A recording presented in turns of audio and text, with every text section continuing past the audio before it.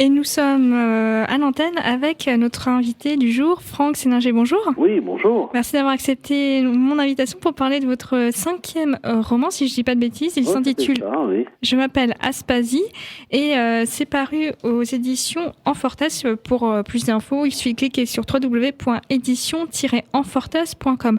Alors avant de parler de ce nouveau roman, est-ce que vous pouvez nous dire, pour celles et ceux qui ne connaîtraient pas votre travail, que les ouvrages sur lesquels vous avez déjà été édité? Alors oui, j'ai 2 casquettes en fait. J'écris une vingtaine de livres, 21 pour être précis. Alors il y en a certains qui sont dans le domaine médical, parce que je suis médecin. Et puis pour ce qui concerne la littérature, j'ai écrit 2 romans qui se passent l'un sous Charles VII et l'autre sous Louis XI. Et puis un roman aussi qui a eu un prix littéraire qui s'appelle le Prix Littré, qui se passait dans la forêt de Brocéliande. C'était la fille de Merlin qui venait chercher un successeur au gardien du Graal. Elle venait de nos jours. Et puis là, c'est un 5e roman qui est à nouveau dans le plan historique. Après, il y a 2 ans aussi, un livre qui s'appelait Intelligence génétique, qui a aussi beaucoup de succès.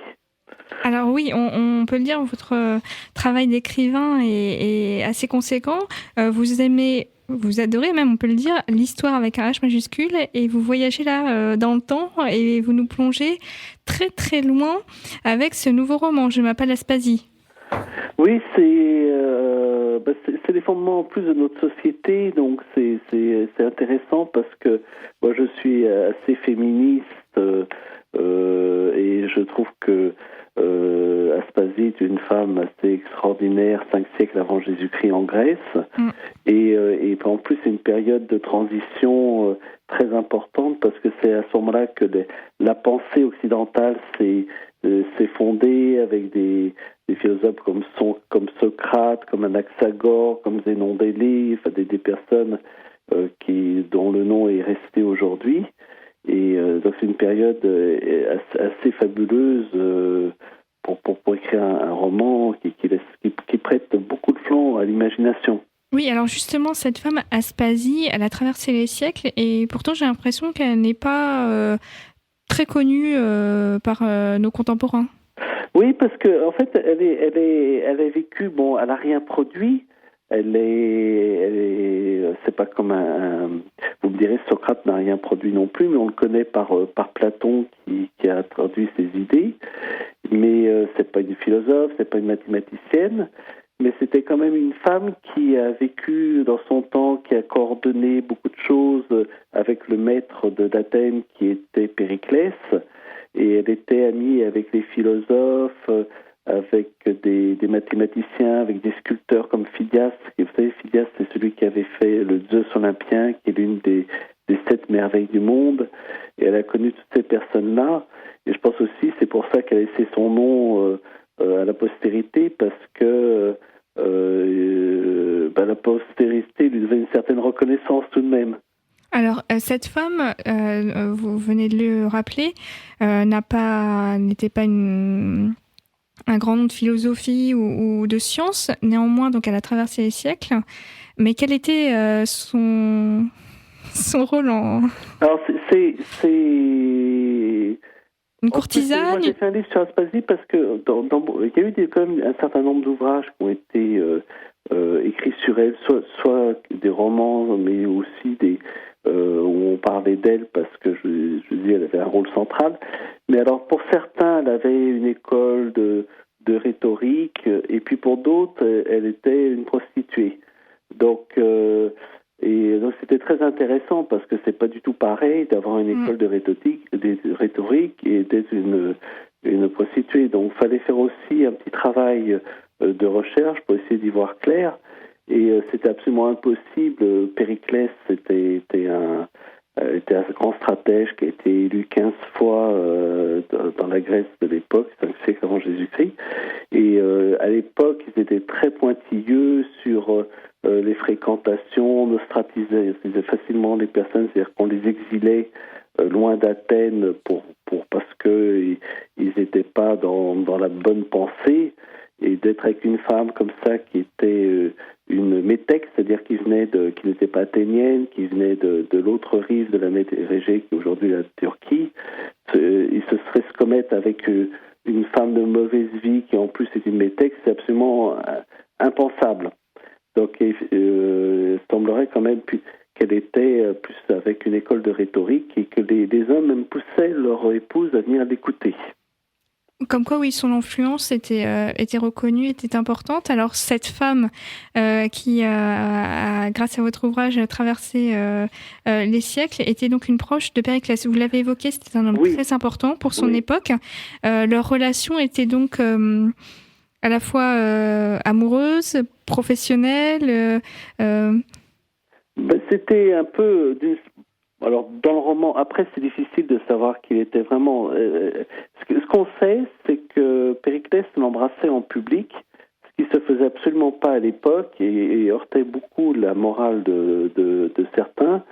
Mais lui, il s'était toujours montré très attaché à elle. Et je pense qu'il devait l'estimer énormément.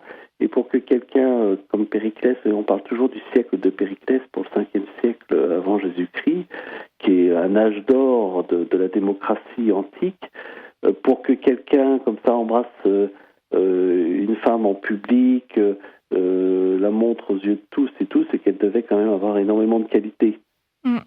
Alors, vous avez choisi d'écrire ce roman à la première personne du singulier, le jeu. Oui. Alors ça, c'est ce que je dis, c'est intéressant parce que pour un auteur, il y a deux façons de faire. Soit vous écrivez comme avec le jeu, soit vous êtes le narrateur omniscient qui sait tout et qui raconte il ou elle. Et le jeu permet de suivre l'héroïne très très loin, jusque dans ses propres pensées. Et j'ai eu beaucoup de plaisir à me mettre à sa place et à la faire vivre, à la faire penser, à la faire aimer. Et c'est pour ça que j'écris le jeu. Dites-moi, je suis un peu rubé. Ah, non, il n'y a pas de mal. Alors, cette femme, elle parle... Oui. Alors, c'est cette femme, Aspasie, donc on rappelle, a vécu au 5e siècle avant Jésus-Christ. Et c'était donc une époque très riche pour cette société grecque. Et on va découvrir, grâce à votre roman, ce parcours. Alors, évidemment, qui dit politique, vie publique, dit complot, dit rumeur, et elle va en être victime. Oui, c'est ça. Elle est victime de complots, de rumeurs, et elle doit même être emprisonnée à un moment donné parce que on va l'accuser d'impiété. Excusez-moi, je vais encore boire quelque chose. Oui, allez-y, il n'y a pas de souci. Alors, on peut dire que c'est un roman qu'on peut retrouver déjà, je vais rappeler le titre, Je m'appelle Aspasie. C'est sorti aux éditions Enfortas. Celles et ceux qui veulent découvrir des extraits, retrouver vos précédents ouvrages, il suffit de cliquer sur le site de cette maison d'édition, www.édition-enfortas.com. Et on peut également vous contacter via votre email, franck@seninger.fr, pour échanger avec vous sur ce roman. Avec plaisir, ça serait plus facile que quand on est enrhumé, parce que c'est un peu compliqué en direct. L'avantage pour les auditeurs. Voilà, l'avantage de l'écrit, c'est qu'on peut ainsi échanger à n'importe quel moment du jour et de la nuit, et pas en direct quand on a un petit souci mais c'est la saison, hein, vous-même, vous êtes médecin, vous devez être... En plus, en médecin, vous voyez, quoi... Alors, cette histoire, donc, elle est palpitante. Vous l'avez, ça a dû prendre beaucoup de temps à écrire. Vous avez dû vous plonger dans des archives. C'est un ouvrage qui compte presque 700 pages. Comment se passe le travail quand on a une autre activité à côté? Il faut être bien organisé. C'est-à-dire qu'il faut... Moi, j'écris le matin avant d'aller travailler, souvent. Et puis... Alors, il y a 1 an et demi de recherche et puis 3 ans d'écriture derrière. Donc, c'est quelque chose quand même qui prend du temps. Et donc, j'essaye de travailler comme ça régulièrement. Eh bien, c'est prodigieux. Franchement, j'ai été épatée par ce récit, par cette femme qui, j'espère, va rencontrer beaucoup d'écho, si ce n'est avec la société d'aujourd'hui, mais en tout cas chez les lectrices.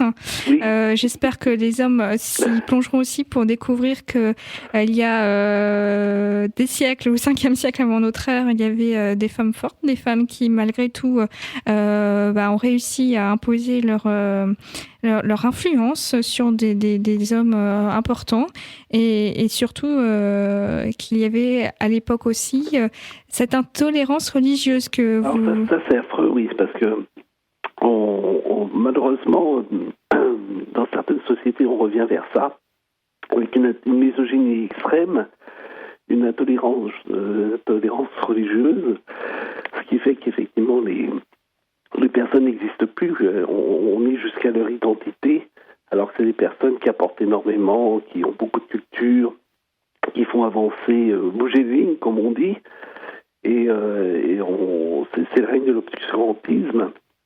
Et donc c'est ce que j'ai voulu rendre aussi par ce livre-là, c'est rendre hommage aux personnes qui ont toujours la volonté d'affirmer leur façon de penser et d'être.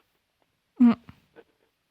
Et c'est donc grâce à votre ouvrage qu'on pourra ainsi se replonger sur une période qui fait écho à notre